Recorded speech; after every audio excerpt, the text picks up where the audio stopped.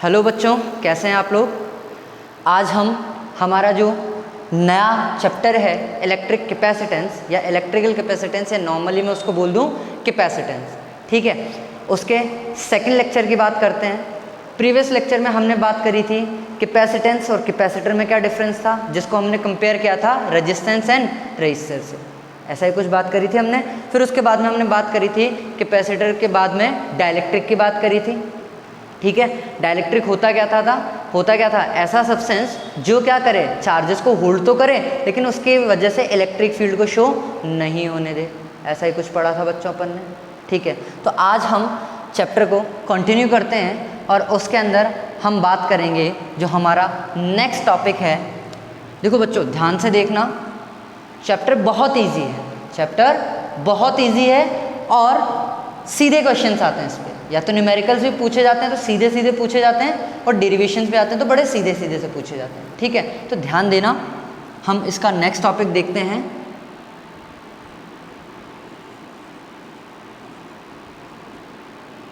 Capacity of a conductor. किसके बारे में बात करेंगे बच्चों? कैपेसिटी ऑफ अ कंडक्टर, ठीक है। कि कोई भी कंडक्टर होगा उसको हम यहाँ पे कैपेसिटेंस के टर्म में उसकी कैपेसिटी को किस तरीके से मेज़र करेंगे, किस तरीके से ऑब्जर्व करेंगे और उसको हम किस तरीके से इंक्रीज़ कर सकते हैं। बात समझ आई बच्चों?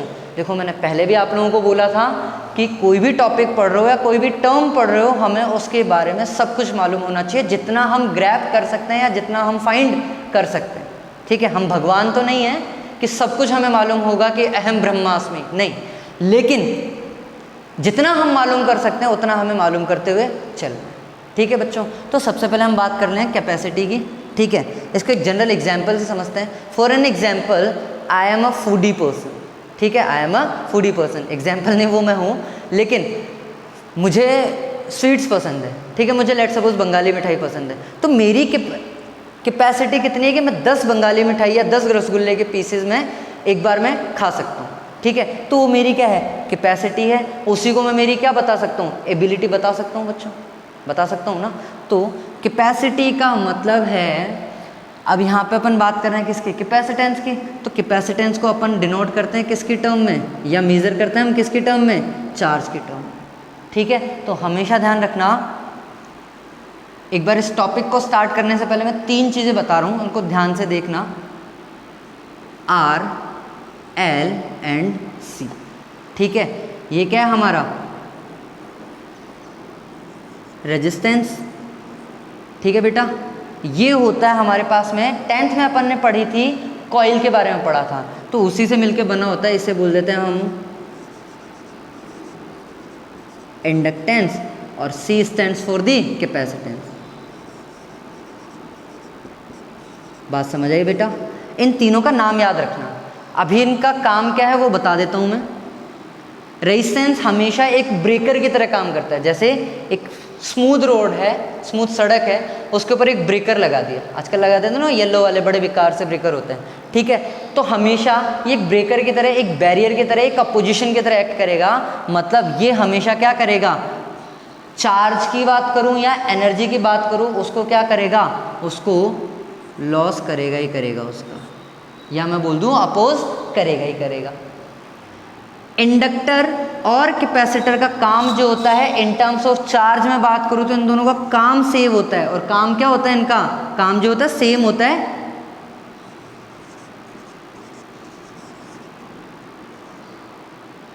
Storage of charges.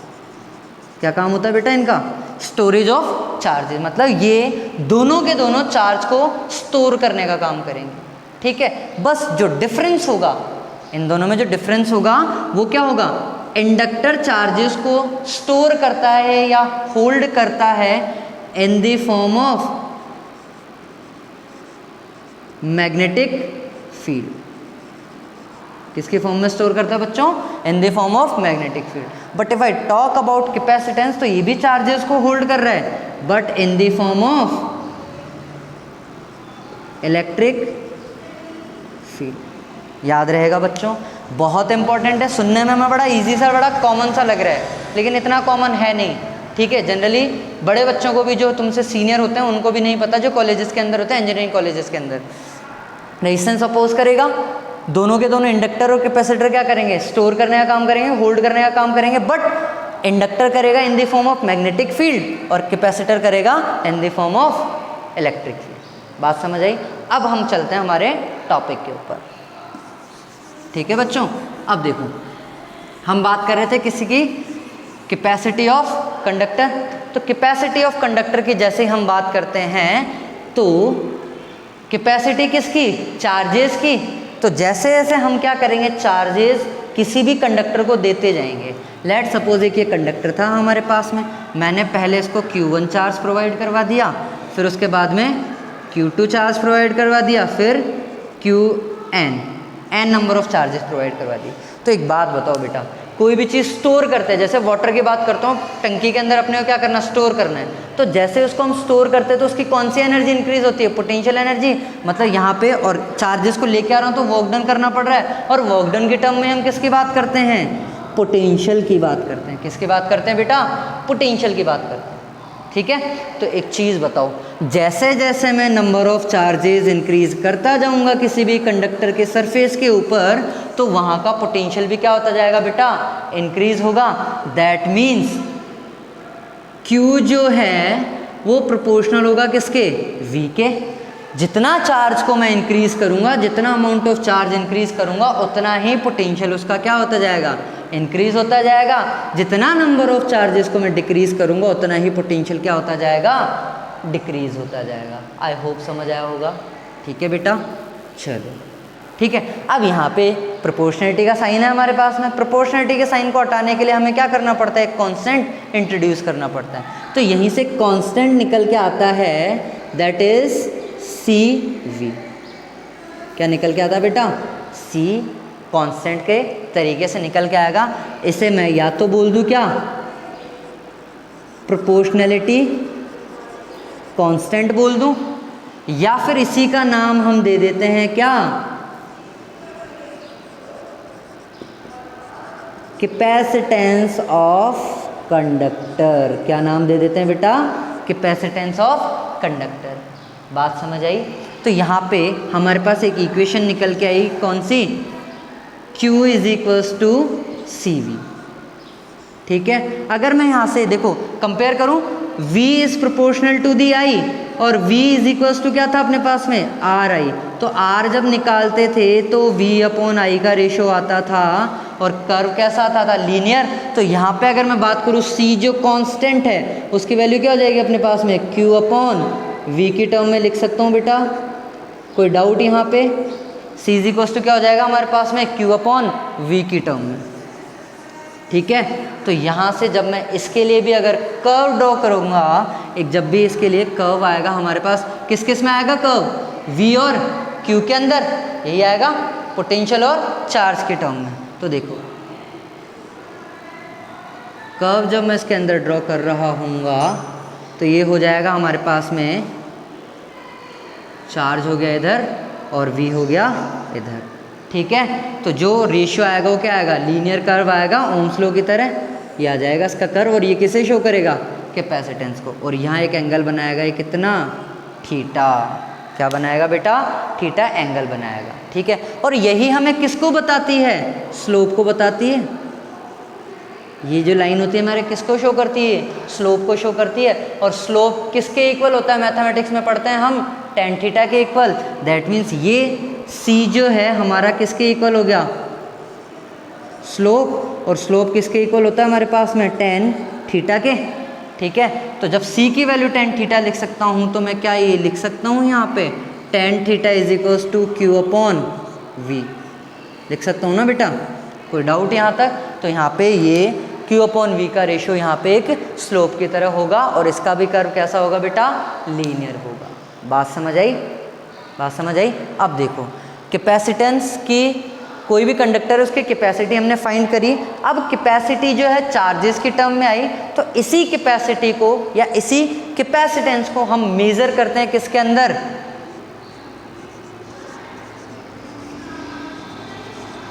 ठीक है, किसके अंदर मेज़र करते हैं बेटा? फैराडे के अंदर, या फिर हम इसको फैराडे नहीं लिख के हम लिखते हैं इसको क्या?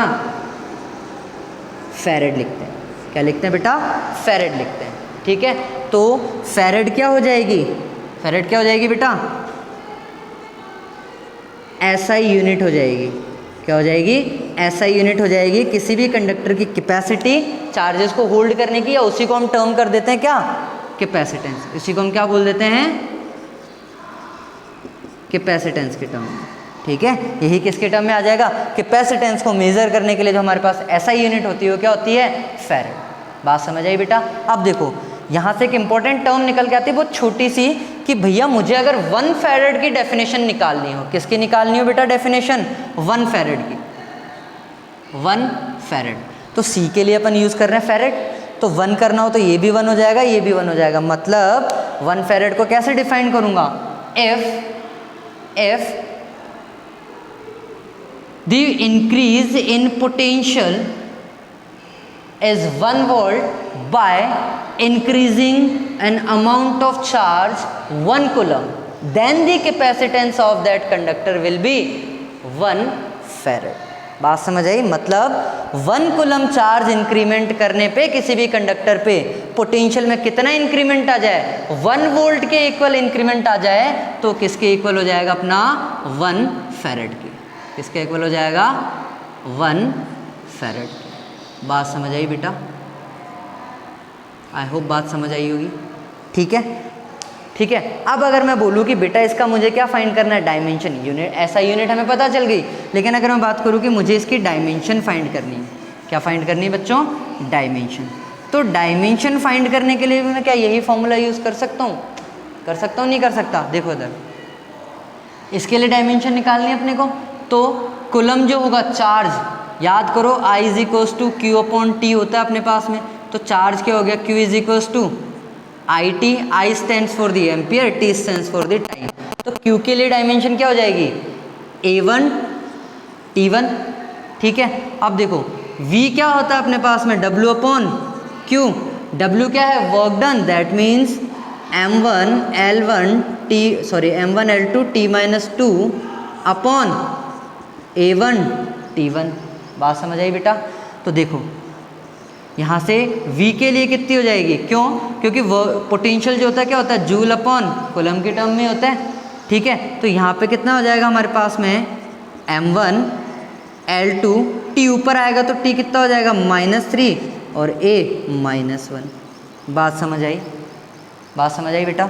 ठीक है, अब देखो यहाँ से जब मैं फैरेड की बात करूँगा तो कितना हो जाएगा हमारे पास में?